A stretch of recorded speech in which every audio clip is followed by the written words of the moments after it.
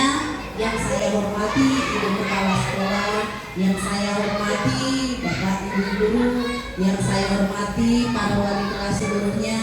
Terima kasih karena sudah mau hadir di tempat ini untuk membantu saya dalam memaparkan tentang budaya positif di sekolah. Oke, untuk memulai, sebelum kita memulai materi, ada baiknya kita ice breaking terlebih dahulu, ya.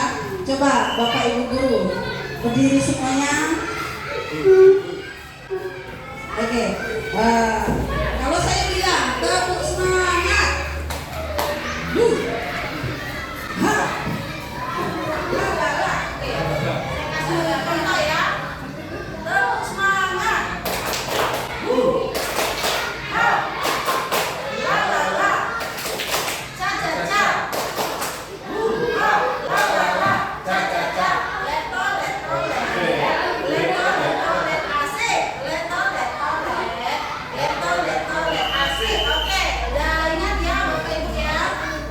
kita coba ya. Tepuk semangat. Ha. La la la. Ca ca ca. Ha. La la la. Ca ca ca. Leto leto le. Leto leto le asik. Leto leto le. Leto leto le asik. Oke, terima kasih untuk semangatnya Bapak Ibu semua. Saya persilakan untuk duduk kembali, ya. Terima kasih untuk kehadirannya dan terima kasih untuk bantuannya. Selamat datang Bapak Ibu Guru hebat seluruhnya. Saya Yusbiari Subakti, saya guru di UPTS 971. Saya ingin berbagi mengenai budaya positif. Oke, tema yang diambil itu adalah budaya positif di sekolah. Menurut Dr. William Glasser di dalam bukunya tentang control theory, yang selanjutnya berubah menjadi choice theory, itu ada makna yang miskonsepsi tentang budaya, ya, tentang apa yang terjadi terhadap anak didik kita. Yang pertama itu adalah ilusi guru mengontrol murid. Pada dasarnya kita tidak dapat mengontrol murid untuk berbuat sesuatu. Murid tersebutlah yang membuat dirinya mau melakukan hal tersebut, bukan gurunya yang mengontrol si anak untuk mau berbuat sesuatu.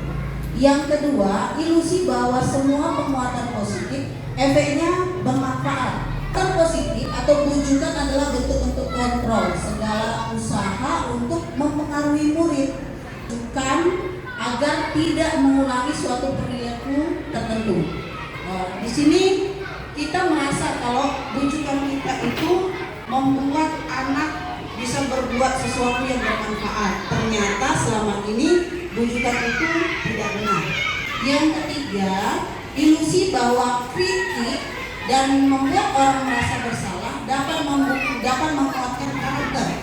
Jadi kita kadang mengatakan kepada anak, kenapa begitu? Apa kamu nggak merasa bersalah terhadap orang tuamu? Jadi kita merasa kalau itu menguatkan karakter, padahal itu adalah hal yang salah. Seharusnya yang kita pergunakan itu adalah yang keempat, ilusi bahwa ilusi bahwa orang dewasa memiliki hak untuk memaksa. Ini bukan juga, ya. Ini tidak juga. Seharusnya kita menyadarkan si anak bahwa apa yang mereka lakukan itu adalah untuk membuat dirinya menghargai dirinya sendiri, bukan karena bujukan, bukan karena penghargaan, bukan karena sesuatu yang diiming-imingkan. Di sini kita juga perlu tahu apa makna kata disiplin. Ketika kita mendengar kata disiplin, apa kira-kira yang terbayang di benak kita? Ya, apa yang terlintas di pikiran kita? Ini kadang disiplin itu dihubungkan teratur, kepatuhan pada peraturan. Itu yang disebut selama ini yang kita anggap sebagai disiplin. Padahal menurut Ki Hajat Dewantara, untuk mencapai kemerdekaan atau di dalam konteks pendidikan, ya, untuk menciptakan murid yang merdeka, syarat utamanya adalah harus ada disiplin yang kuat. Disiplin yang dimaksud adalah disiplin diri, yang memiliki motivasi internal. Jadi dari dalam diri anak tersebutlah disiplin itu tumbuh. Ya, jika kita tidak memiliki motivasi internal, maka kita memerlukan pihak lain untuk mendisiplinkan kita, atau motivasi eksternal karena berasal dari luar, bukan dari dalam diri kita sendiri. Ya, jadi selama ini kita membuat anak-anak, ya, kita mengarahkan, itu yang betul. Kita mengarahkan artinya kita adalah motivasi eksternal ke anak untuk anak bisa disiplin. Tapi seharusnya yang lebih penting itu motivasi internal dari dalam diri si anak untuk dia bisa disiplin. Oke, lanjut. Ini ada juga Dian Gosen dalam bukunya Restructuring School. Disiplin ada 3 motivasi perilaku manusia. Yang pertama, untuk menghindari ketidaknyamanan atau hukuman. Ini tingkat terendah dari motivasi perilaku manusia. Jadi orang disiplin karena dia takut dihukum. Orang disiplin karena merasa nggak nyaman. Itu yang pertama. Yang kedua, untuk mendapatkan imbalan atau penghargaan. Nah, ini biasanya ada misalnya ada guru yang oke, kalau kamu rajin belajar nanti dapat imbalan, atau kalau selesai tugasnya ini dapat hadiah. Nah, ini sesuatu yang tidak benar seharusnya. Yang seharusnya kita lakukan itu adalah menjadikan mereka ingin menghargai diri sendiri dengan nilai-nilai yang mereka percaya ada di dalam diri mereka. Jadi kita memberikan pengertian kepada anak bahwa mereka disiplin itu adalah untuk kehidupan, bukan kita memberikan penghargaan atau imbalan di dalam diri. Ini tentang hukuman, konsekuensi dan restitusi. Ya. Kalau yang dikatakan dengan hukuman itu murid atau anak belajar untuk menyembunyikan kesalahannya karena takut dihukum. Sedangkan konsekuensi, murid atau anak belajar taat terhadap peraturan. Untuk restitusi, murid atau anak belajar untuk memecahkan masalah yang ada pada mereka. Yang kedua, di hukuman, ini murid mencoba mengontrol anak dengan penguatan negatif, misalnya membayar imbas kesalahan. Kalau kamu berbuat salah, hukumanmu ini. Nah, itu yang salah. Konsekuensi mencoba mengontrol anak dengan penguatan, misalnya kita kasih contoh pada saya, kalau kamu melanggar ini tidak baik untuk diri kamu. Sedangkan restitusi, anak paham bahwa dirinya sendiri yang pegang kendali kontrol terhadap dirinya. Di hukuman, dampak pada murid ini siswa merasa bersalah, rendah diri, dan asingkan diri.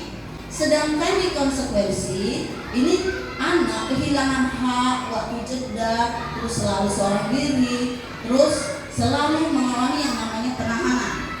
Untuk restitusi, murid atau anak tidak kehilangan waktu, namun bersemangat untuk memperbaiki dirinya. Di hukuman, tiba-tiba atau tidak diharapkan atau sangat melukai. Kalau yang namanya hukuman itu biasanya tiba-tiba, misalnya si anak terlambat, skor jam 10 kali, itu hukuman. Sedangkan kalau konsekuensi diketahui oleh si anak, kalau aku berbuat salah, aku akan menemukan konsekuensi seperti ini. Sedangkan di restitusi berupa untuk mengadakan restitusi, misalnya guru melakukan pendekatan kepada si anak untuk memecahkan masalah tersebut. Restitusi adalah sebuah cara menanamkan disiplin positif pada murid. Restitusi adalah proses menciptakan kondisi bagi murid untuk memperbaiki kesalahan mereka, sehingga mereka bisa kembali pada kelompok mereka dengan karakter yang lebih kuat. Itu menurut dosen 2004. Ini juga adalah proses kolaboratif yang mengajarkan murid untuk mencari solusi untuk masalah dan membantu murid berpikir tentang orang seperti apa yang mereka inginkan, bagaimana mereka harus memperlakukan orang lain. Restitusi juga membantu murid menjadi lebih memiliki tujuan, disiplin positif, dan memulihkan dirinya setelah berbuat salah.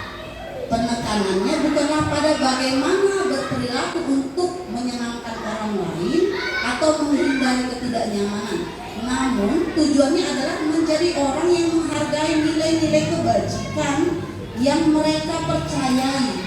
Ya, ini makna dari restitusi. Nilai-nilai keselamatan atau kesehatan yang ada. Kalau nilai-nilai kebajikan itu menekankan pada keyakinan seorang akan lebih memotivasi seorang dari dalam, akan lebih tergerak dan bersemangat untuk menjalankan keyakinan daripada hanya sekedar mengikuti serangkaian peraturan tertulis tanpa makna. Murid-murid pun demikian, mereka perlu mendengarkan dan memahami arti sesungguhnya dari peraturan-peraturan yang diberikan. Apa nilai-nilai kebajikan dari peraturan-peraturan yang ada. Pembentukan keyakinan kelas. Ini sedikit saya singgung. Kalau sekarang ini bukan lagi peraturan kelas namanya, tetapi keyakinan kelas. Kalau keyakinan kelas itu adalah sesuatu yang diambil secara bersama-sama antara guru dengan siswa. Jadi sesuatu yang diyakini, sesuatu yang sudah disepakati. Bukan lagi guru menentukan. Kalau terlambat hukumannya ini, kalau pakaiannya beda hukumannya ini. Tetapi keyakinan kelas ini biasanya guru menanyakan kepada siswa, apa keyakinan kelas di kelas ini. Misalnya disuruh siswa untuk ada ya beberapa kategorinya. Yang pertama, keyakinan kelas itu bersifat abstrak daripada peraturan yang lebih rinci atau konkret. Keyakinan kelas berupa pernyataan-pernyataan universal. Pernyataan keyakinan kelas senantiasa dibuat dalam bentuk positif. Kata-katanya tidak ada lagi kata dilarang. Nah, misalnya anggota kelas hadir di sekolah tepat waktu, nggak ada lagi dilarang hadir terlambat. Tidak ada lagi kata-kata negatif, dilarang, dihukum. Yang ketiga, keyakinan kelas hendaknya tidak perlu banyak sehingga mudah diingat dan dipahami oleh semua warga kelas. Keyakinan kelas sebaiknya sesuatu yang dapat diterapkan di lingkungan. Semua warga kelas hendaknya ikut berkontribusi dalam pembuatan keyakinan kelas lewat kegiatan curah pendapat. Bersedia meninjau kembali keyakinan kelas dari waktu ke waktu. Apakah keyakinan kelas itu sudah berjalan atau tidak? Di sini kita juga mendengarkan 5 kebutuhan dasar manusia. Seluruh tindakan manusia itu memiliki tujuan tertentu. Semua yang kita lakukan adalah usaha terbaik kita untuk mendapatkan apa yang kita inginkan. Ketika kita mendapatkan apa yang kita inginkan, saat itu kita sedang memenuhi satu atau lebih dari satu kebutuhan dasar kita. Yang pertama, kebutuhan dasarnya adalah kebutuhan untuk bertahan hidup. Itu kebutuhan dasar dari manusia. Yang kedua, kebutuhan dasar itu kasih sayang dan rasa diterima. Yang ketiga, kebebasan. Yang keempat, kesenangan. Yang kelima, penguasaan.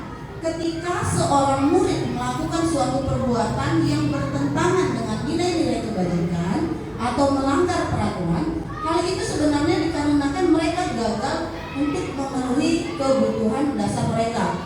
Kemarin sewaktu di Lokadia dikasih contoh sama pengajar praktiknya, ada anak yang mungkin mengganggu temannya sampai temannya itu menangis. Ternyata kebutuhan dasar kasih sayang dari si anak ini yang kurang.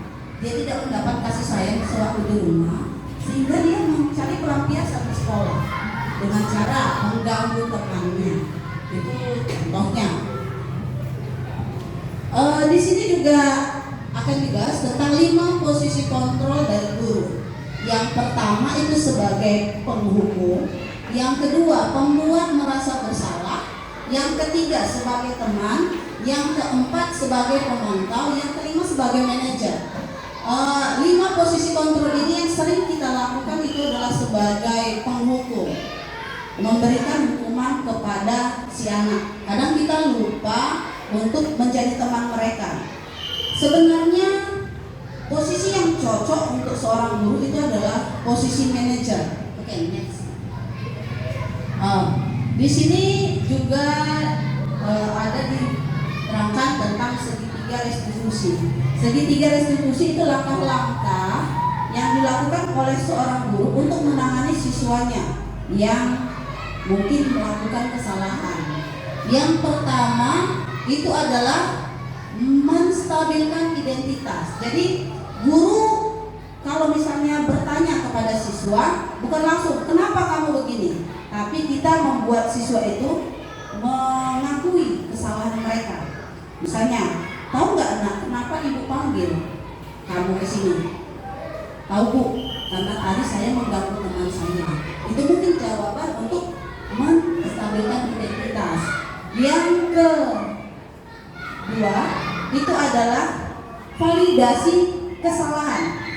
Validasi kesalahan itu kita menanyakan ke si anak, apakah perbuatannya itu benar atau salah? Ya, apakah perbuatannya itu benar atau salah? Kadang kita nggak nanyakan itu sama si anak. Ya, kita langsung aja, oh kamu salah begini. Padahal kita seharusnya itu adalah menstabilkan, memvalidasi kesalahan si anak. Yang ketiga itu adalah menanyakan keyakinan kepada si anak. Menanyakan keyakinan kepada si anak, apakah perbuatannya bisa diperbaiki atau tidak. Ini biasanya bersangkut paut dengan keyakinan kelas yang sudah disepakati. Apakah dia melanggar keyakinan kelas? Bagaimana dia menentukan solusi dari masalah yang dia buat? Itu menanyakan keyakinan. Oke, ini ada contoh. Kemarin saya membuat video tentang segitiga restitusi.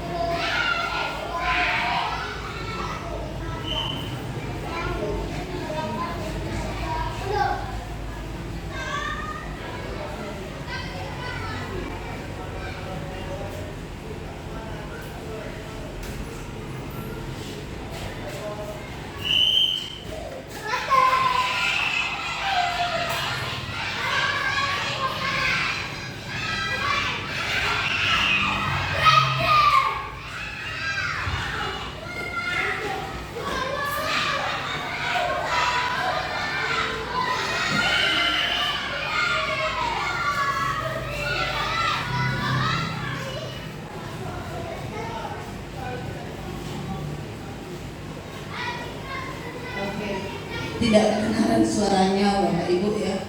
Jadi di sini kemarin itu anak kita ini datang terlambat.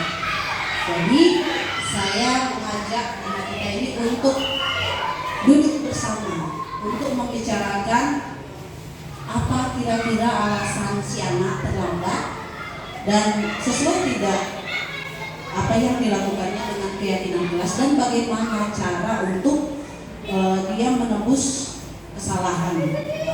Kemarin ini sudah diselesaikan dan si anak juga berjanji untuk tidak terlambat lagi dalam sekolah, mau memperbaiki atau memperbarui dirinya.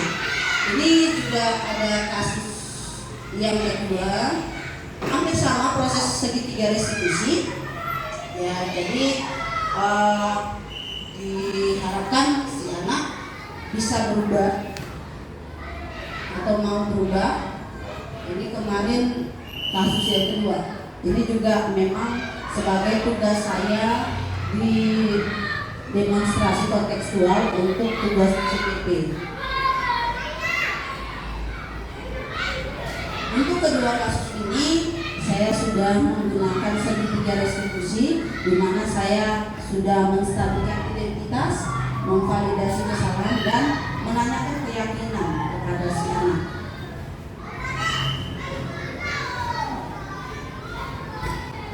Oke, terima kasih Bapak Ibu untuk kesempatannya, sudah mau mendengarkan, ya, sudah mau juga berbagi tentang budaya positif. Ya, semoga untuk selanjutnya hal ini bisa kita terapkan di sekolah kita. Terima kasih.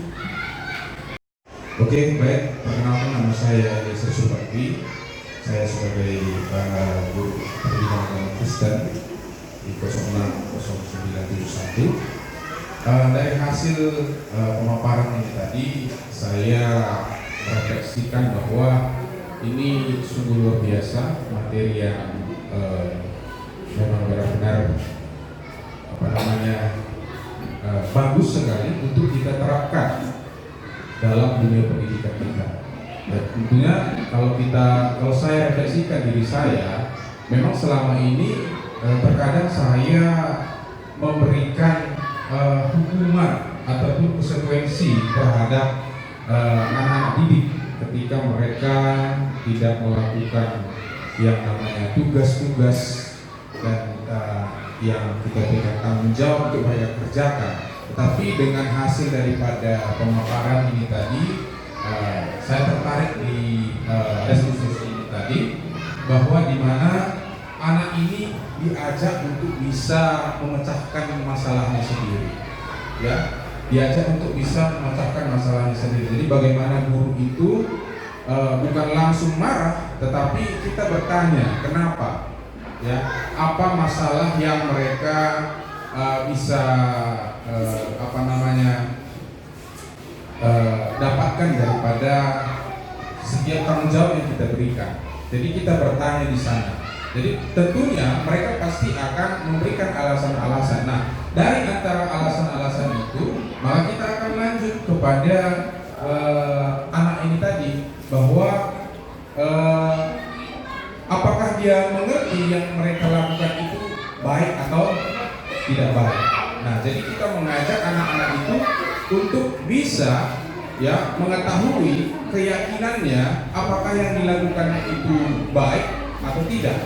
Nah, oleh sebab itu maka kita ajak anak-anak ini untuk memotivasi mereka kembali supaya mereka boleh berkomitmen ke depan, agar ke depan tidak lagi melakukan kesalahan yang serupa.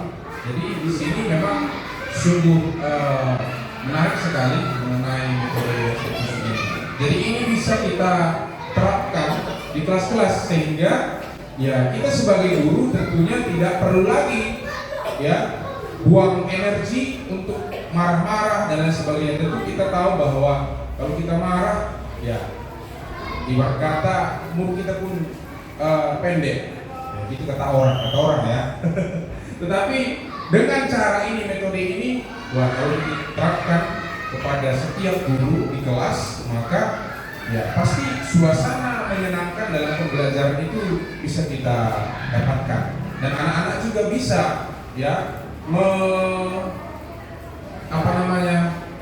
anak-anak itu juga bisa senang dalam pembelajaran yang kita bawakan. Karena apa? Karena mereka melihat bahwa kita mengayomi mereka, walaupun mereka melakukan sebuah kesalahan, tetapi ketika kita lakukan restitusi ini, maka mereka bisa belajar dan berubah melalui kesalahan-kesalahan yang mereka telah lakukan. Jadi itu saja mungkin refleksi daripada yang saya dapatkan daripada materi restitusi ini tadi.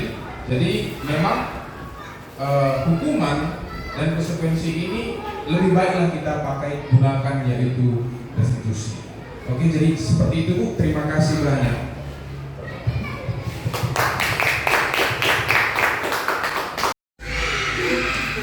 Oke, selamat pagi anak-anak ibu semua. Oke, coba. Mana semangatmu? Ini semangatmu. Mana semangatmu? Oke, udah semangat. Coba biar kita ice breathing dulu. Coba berdiri semua.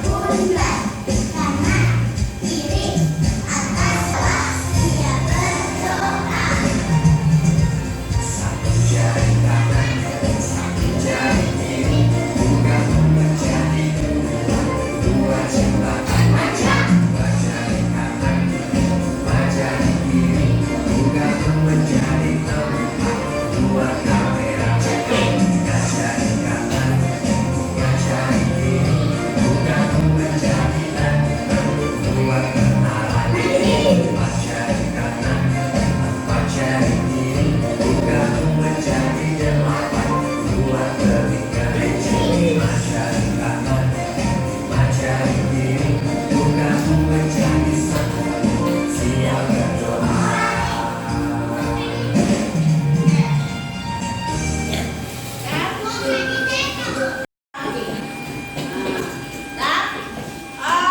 Kita belum punya kesepakatan kelas kan? Belum? Belum?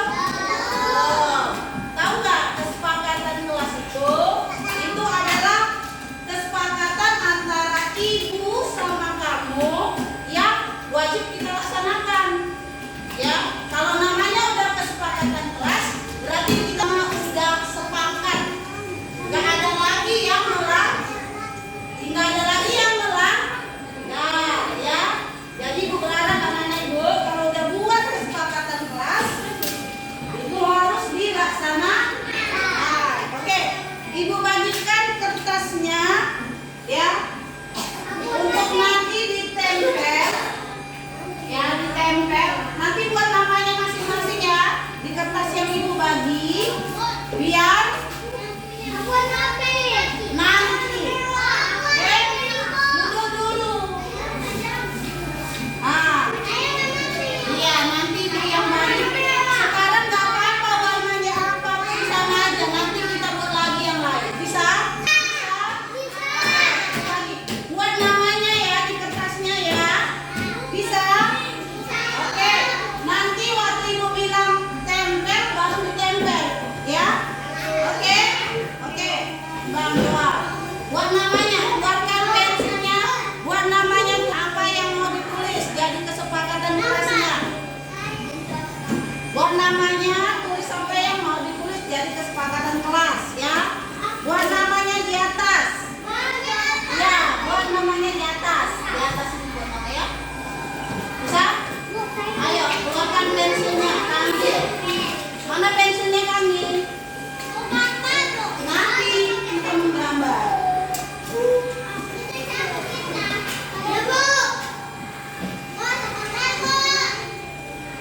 Belum ada Ibu suruh loh. Nanti Ibu suruh tempel ya. Ya. Nggak usah lem, ini leket. Iya, iya. Buat namanya. Ya, buat namanya. Buatkan pensilnya. Buatkan pensilnya. Nanti ditempel.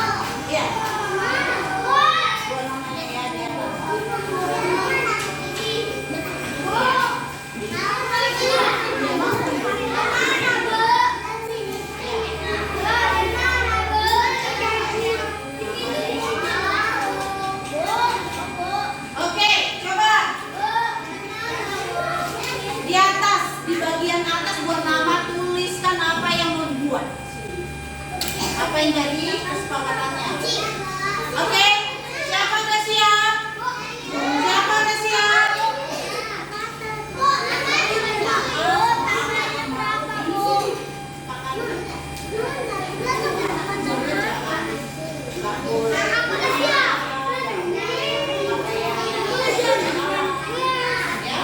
Oke, coba ayo.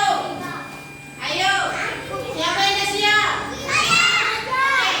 Yang udah siap duduk yang rapi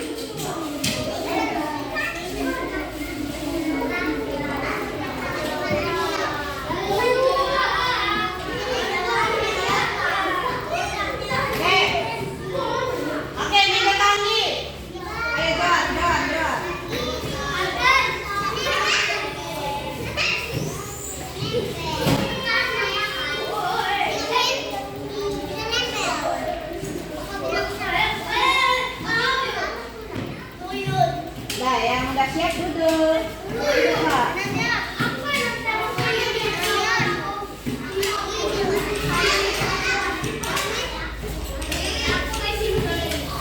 Oke, terakhir meja Bang Aniel dan teman-teman, ayo ke depan. Oh, ya, ayo sini.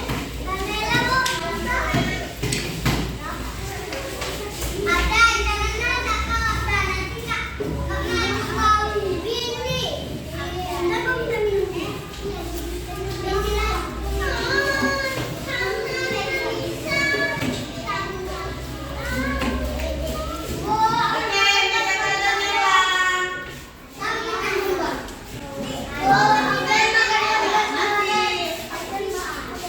Oke, Adam, coba permen karetnya dibuang.